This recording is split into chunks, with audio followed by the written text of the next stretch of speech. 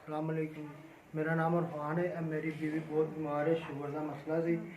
एक महीना हो गया मैं काम से भी नहीं जा रहा, इन्हू छड़ के एक मिनट इधर नहीं हो सकता।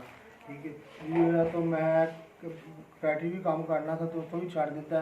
ये इलाज वास्ते मैं मेरी तनख्वाह 18-19 हज़ार रुपये तनख्वाह थी, जिसों बचता कुछ नहीं, किराए तो मेरा इन्हों का।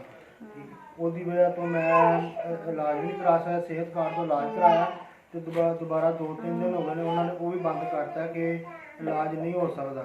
इस करके मैं तो एक मिनट भी नहीं हिल सकता तो ना हिलने, क्योंकि बीमार बहुत ज़्यादा झटके लगते, हॉस्पिटल जाना पैंदा ते घर दे खर्चा सारा कुछ बंद होया। मेरे 2 बच्चे ने जिसकी वजह तो जरा ना मैं यानी कि उन्होंने भी खान यानी कि राशन पानी हर चीज़ जी है ना वो नहीं पूरी हो रही। हाकम साहब पूरे कर रहे, भैन भरावां ने भी इमदाद नहीं कर रहे। तुहाडे अगे रिक्वेस्ट है मेरी इमदाद की जाए।